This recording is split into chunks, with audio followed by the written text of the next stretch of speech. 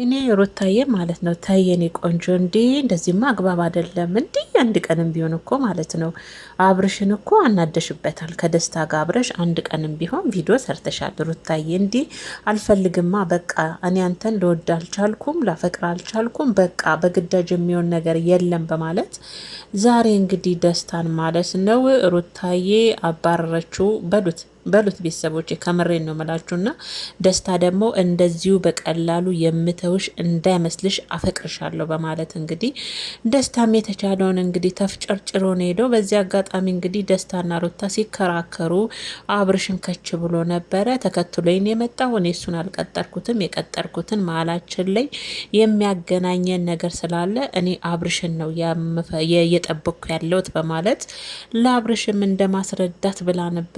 አብርሽን ና ደስታ መሀልም አለመግባባት ተፈጥሮ ነበረ።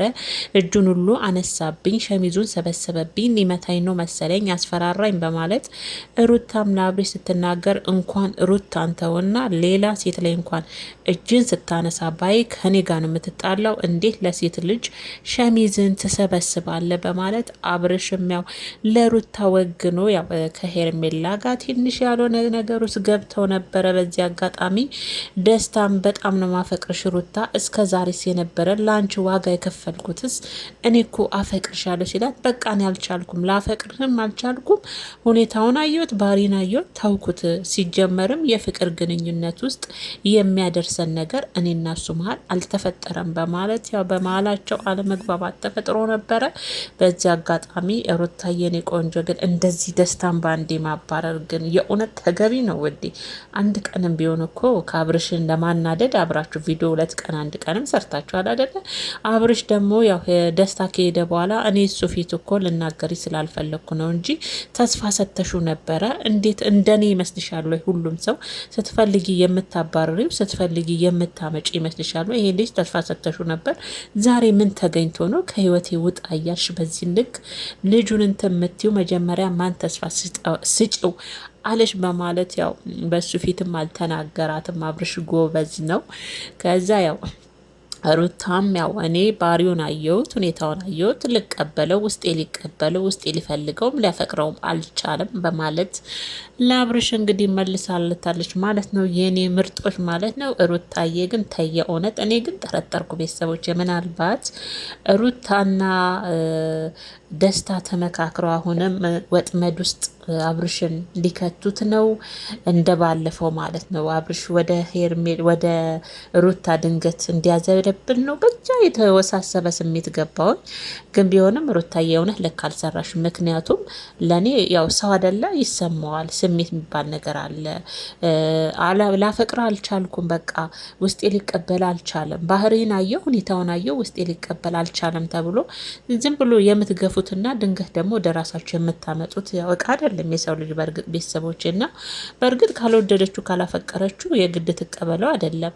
ግን ቢሆንም በርቆ ነበር። እሱ ደግሞ አፍቅርሻለሁ ሩታ እንዲሁ በቀላሉ የምተውሽ እንዳይመስልሽ እኔ እቃ አይደለውም በማለት እንግዲህ ያው ደስታም ተናዶ ነበረ ማለት ነው። በመጨረሻም ያው ከነበረችበት ስሜት ስትወጣ አብርሽ ለምን ፈለግሽኝ እሺ ሲላት የፈለኩ ፕሮሰሱ አልቆልኛል፣ የልጄም የኔም ሁኔታዎችን ጨርሻለሁ፣ ልጄን ይዤው ሊሄድ ስለሆነ ይሄን ልነግር ነው በማለት ስለ አብርሽም እንደዚህ አይነት መርዶ ልነግሪኝ ነው እንዴ የጠራሽን ሲላት ምን አይነት መርዶ? ሰው ሞቶ እኮ አላልኩም፣ ለልጅም ለኔም ያለንን ፕሮሰስ ስለጨረስኩ ወደ ውጭ ሊሄድ ነው ስትለው እንዲሁ በቀላል ልጄን ይዘሽ መሄድ አትችይም፣ ስትፈልጊ አንቺ የፈለግሽበት መሄድ ትችላለሽ፣ ልጄን ይዘሽ ግን መሄድ አችም በማለት እንግዲህ አብርሽና ሩታም ዛሬ በድጋሚ ደግሞ በልዑል እንግዲህ ሊጨቃጨቁ ይመስለኛል ማለት። በነገራችን ላይ እኔ ግን እውነት ለመናገር ይመስለኛል ሩታ ደስታ አልተመቻትም። የአክቲንጉ ምናምን ይሆን አይደለም፣ እብድነት ምናምን እንወዳለን አደለኛ ይሆናል አደለ። አሁን ዳኒን ብታዩት አይደለም ለሩታ ለሌላ ሰው ራሱ የሆነ የሚስብ አለው አደለ፣ ሁኔታው እብድነቱ ምናምን አለ አይደል። ሩታ ደግሞ ያ ነገር ደስታ ጋር ትንሽ የታየ ጢባር አለ። እኛ ደግሞ ሴቶች ጢባራ ወንድ አንወድም። ተፈጥሯችን ሆነ ያለኝ የሚል ወንድ ብዙም አይመቸንም ይመስለኛል። ያ ነገሩ አልተመቻትም፣ ባህሪው አልተመቸኝም፣ አየሁት፣ ሁኔታው አልተመቸኝም፣ በቃ ተውኩታ። የትኛው ፍቅር ግንኙነት የጀመርነው ነው ያለችውና ያ ነገሩ ትንሽ ደስታን ያስፎገረው ይመስለኛል። ይሄ በዳላር መንዝል በዳላር ገዝቼ በዳላር እናድርግ የሚለው ነገር እውነት ለመናገር እንኳን ለሩታ እኔም ብዙ እንትን አልሰጠኝም እውነት ለመናገር ማለት ነው። እና እንደዚህ አይነት ባህሪዎቿ ያው ከሩታ ጋር ሊድም እና ልወዱ አልቻልኩም ነው። እና ለማንኛውም አብርሽም ተቆጥቷታል። እሱም ሰው ነው፣ ስሜት አለው። ተስፋ ሰጥተሸዋል። ለምንድን ነው እንደዚህ የምታደርጊ? ሁሉም ሰው እንደኔ ይመስልሻ? ስፈልጊ ሂድ የምትዩ ስፈልጊ ና የምትዩ ይሄ እኮ ህይወት ነው። ለምን ተስፋ መጀመሪያ ሰጠሹ? በማለት አብርሽም ሩታን እንደ መወቃቀስ እንደ መቆጣት አድርጎት ነበረ ማለት ነው። በነገራችን ላይ አብርሽን ያደነኩት ያው በደስታ ፊት ሩታን አልተናገረም፣ ደስታን ነው። እሱ ከሄደ በኋላ ግን ያው ለደስታ ትንሽ እሱ እንትን ብሎ ያው ሩታዬን ተቆጥቷታል ማለት ነው። ለእኔ ግን ያው ሩታ ባትወደውም ያው ባንዴ በቃ አልወደድኩም ውጣልኝ አይደለም። ለምን ቁጭ ብለሽ ነገሮችን አትፈችም ሲላት አብርሽ ያው በቴሌግራምም ቤት መጥቶም ነገር ያለው አስረድቼዋለሁ። ከዚህ የበለጠ ግዴታ የለብኝም ነው ያለችውና ብቻ ልክ አይደለም ለኔ።